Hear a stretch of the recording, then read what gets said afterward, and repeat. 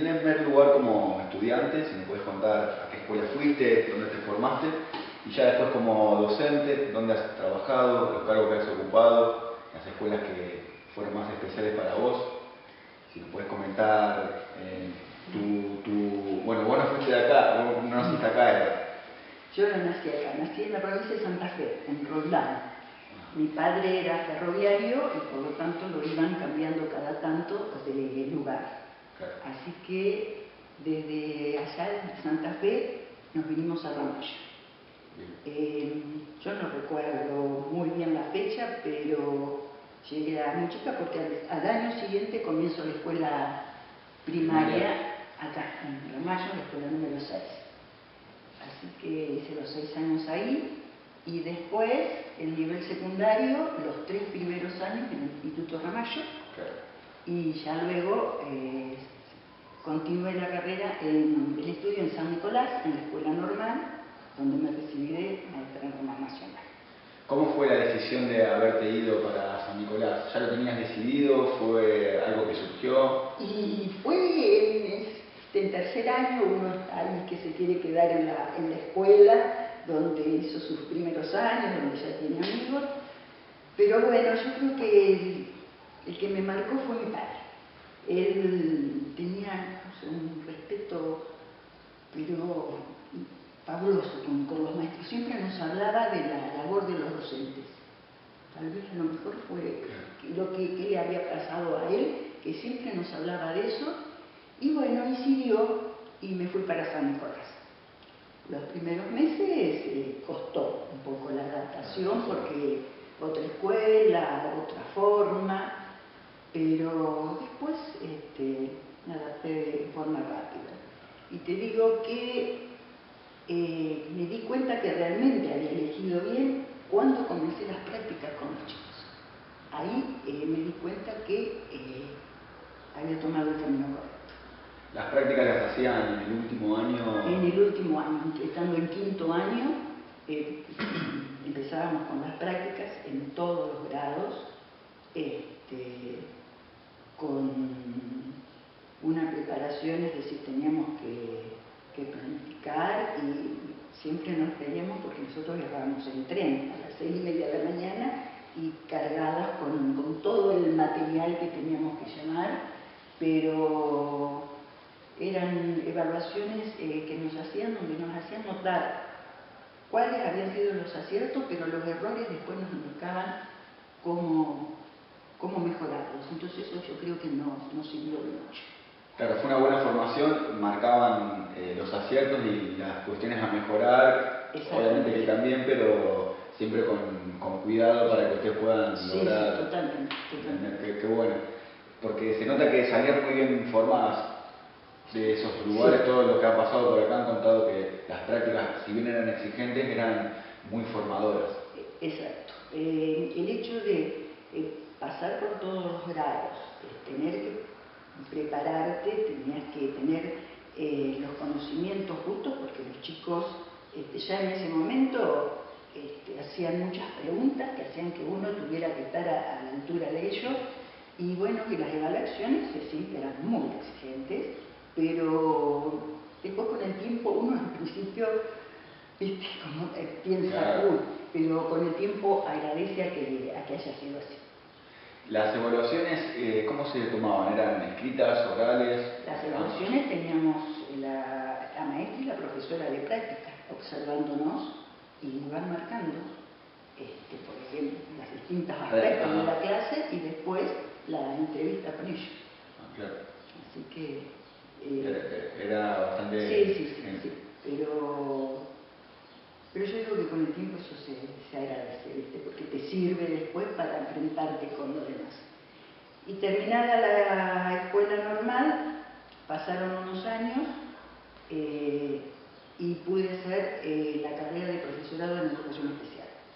¿Eso cómo lo decidiste? ¿Vos inmediatamente a haberte egresado como maestra normal nacional comenzaste a trabajar y te gustó y te quisiste perfeccionar o no, cómo fue esa decisión? Mira, en primer lugar, siempre me hubiera gustado seguir una carrera a nivel universitario, pero bueno, por distintos motivos. en aquellos momentos los económicos no me permitieron, y pasado el tiempo, 3 años, estaba esta carrera y dije, bueno, era un desafío también porque era una rama específica de la educación, así que empecé y en el segundo año que estaba estudiando me convocaron para trabajar en la Escuela 501, que es el año en que comienza la escuela a funcionar.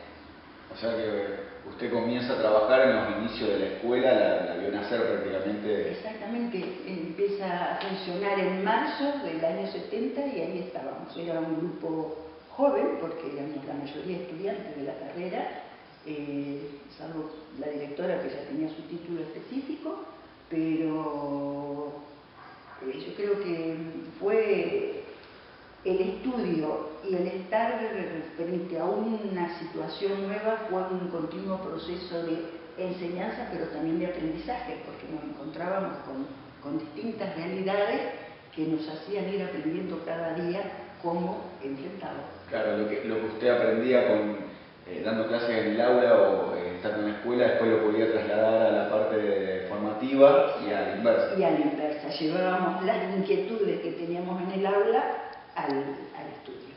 Qué bueno. ¿Fue una linda experiencia en 501? Sí, yo creo que sí. Hoy tendría que elegir dentro del magisterio una rama de la enseñanza, volvería a elegir la rama especial. Ahí pasé toda mi carrera laboral. Comencé en el año 70 y me jubilé en el año 98.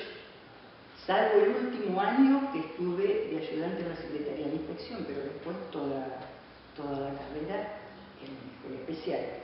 Por supuesto que trabajando en la escuela especial también estuve trabajando en otras ramas. Por ejemplo, en los primeros años estuve en la rama de adultos, pero ya después, en el año 85, cuando yo había dejado la dirección de la escuela especial, me convocaron del Instituto Ramallo, de nivel primario.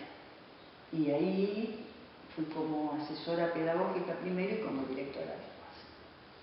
Pero la rama especial es lo que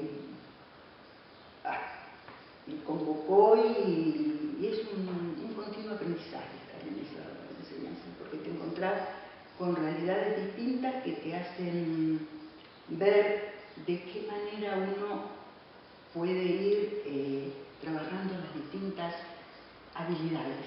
Siempre hay que buscar la posibilidad y la habilidad para ese alumno. Entonces, eso está muy bueno. Qué bueno. Claro, siempre me pregunté ese desafío, cómo sería trabajar en una escuela especial, cómo uno trabaja desde la casa para poder llegar y darle a todos los alumnos. Me imagino que es un trabajo así como bastante... Exacto. Mirá, los primeros años, lo que fue difícil en el sentido de tener que instalar la idea de una escuela especial en el distrito de Ramallo. Entonces, fue un trabajo mucho con la comunidad, explicándole, ¿no?, el para qué de una escuela así. Pero después, con el tiempo, la comunidad fue aceptando y nos fue ayudando mucho en cómo seguir progresando en el hecho de que la escuela no tenía un lugar fijo.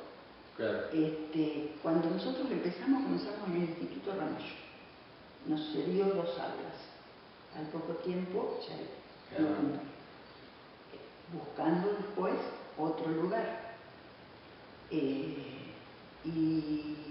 tampoco, si bien uno siempre buscaba lo mejor para esa comunidad educativa, bueno, fuimos trasladando hasta llegar a lo que es el Museo Municipal. Sí. Bueno, ahí trabajamos, en un primer momento compartíamos con el juzgado de paz, con la escuela con el juzgado de paz. Fue un trabajo muy continuo. ¿Y cuál era el objetivo? Nosotros trabajábamos pensando en qué podíamos brindar a los chicos para posibilitarle más su integración a la sociedad. Pero a su vez trabajábamos pensando en un lugar que cumpliera con los requisitos básicos para que esos chicos y los docentes y la comunidad estuvieran más cómodos. Claro. Entonces fue un trabajo bastante duro al principio, hasta que por fin se logró, ¿no es cierto?, el edificio escolar. ¿Eso se logró en el 84? Sí, comienza mucho tiempo antes, mucho tiempo antes, una etapa que fue difícil para todos. A mí me tocó justo en ese momento estar en la dirección y bueno, y comenzamos a pelearla, muchas idas y vueltas, hasta que por fin, entre fines sí, ya en el 83, pero todavía no había llegado la democracia,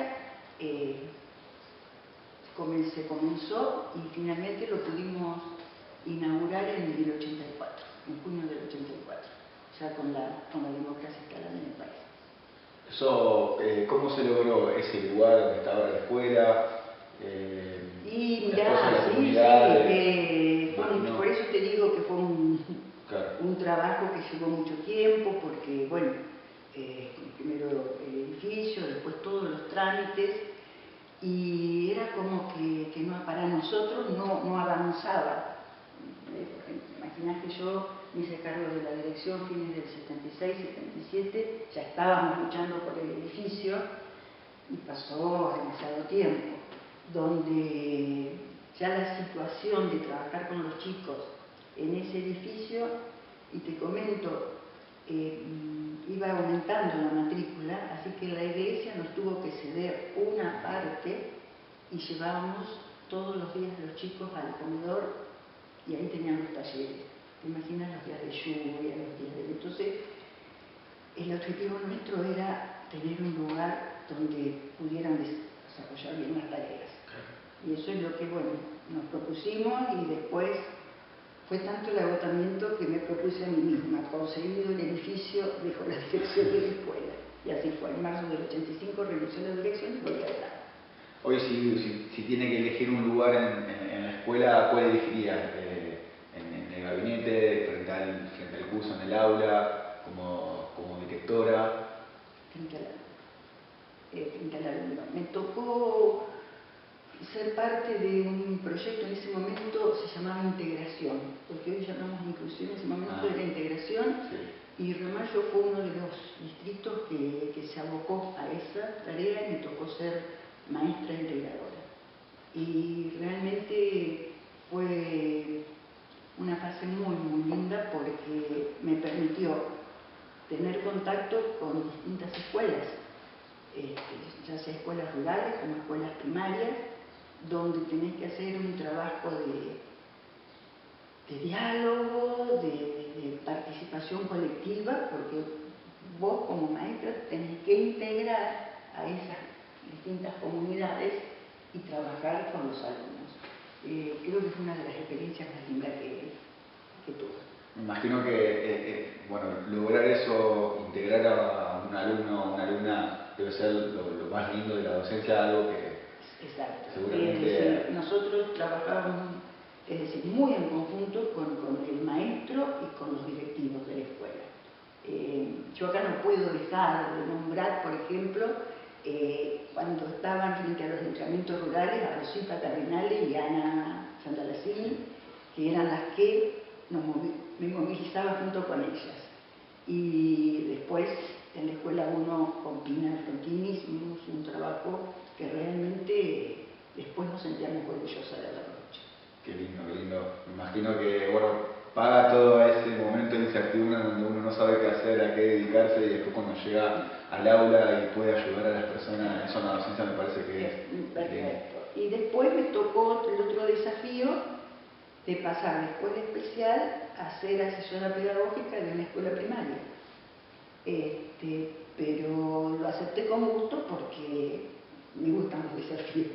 Y también fue una etapa donde fueron cambios en educación, que era primero la escuela primaria y después pasó a ser EGB, así que tuve a los profesores que tenían que venir de lo que era primero y segundo año, octavo y noveno, Así que también fue un trabajo de continuo aprendizaje y que me gustó mucho. Y después al tiempo pasé a la dirección de primaria. De primaria.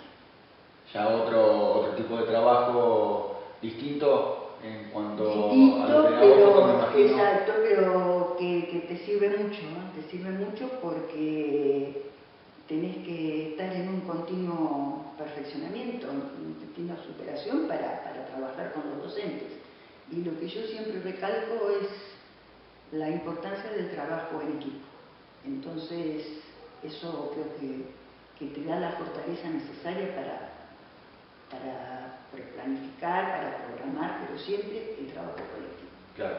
En ese caso, en la dirección uno tiene que trabajar más con los docentes y lograr esa integración. Totalmente,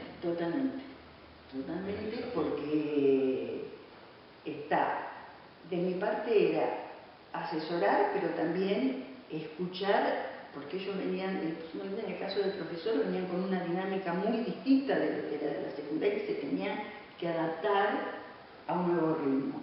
Pero bueno, trabajando en conjunto lo logramos. No, fue también la etapa en la escuela primaria del instituto fue muy buena y ahí estuve un año más, estuve hasta el año 99. Después ya dejé porque pasaba a formar parte del consejo escolar y ahí dejé, pero también fue una etapa muy bien. ¿Y después ya no volviste a las escuelas una vez que te fuiste al consejo? No, ya después no, porque ya me había jubilado de la docencia. Así claro. que trabajé, bueno, un año, te dije, en Secretaría de Inspección, que también es una tarea que te ayuda a conocer distintos aspectos de lo que es el sistema, y después ya en el consejo escolar, así que no, ya después no. Podríamos decir que lo conocés íntegro al sistema porque pasaste por todos los lugares. Por todos los lugares. ¿El cargo de asesora pedagógica sigue estando hoy? ¿No? Porque no lo tengo escuchado. Me parece que no. En esa época me parece que fue una idea de Víctor Molinari que me convocó y creería que hoy no está. Me parece que fue una idea de él porque hacía también 2 años que había empezado la escuela primaria, como para orientar, para organizar y... Claro. Porque es algo muy bueno, pero hoy con el tema de las problemáticas que hay en las escuelas, muchas veces queda un poco de lado el tema pedagógico y fortalecer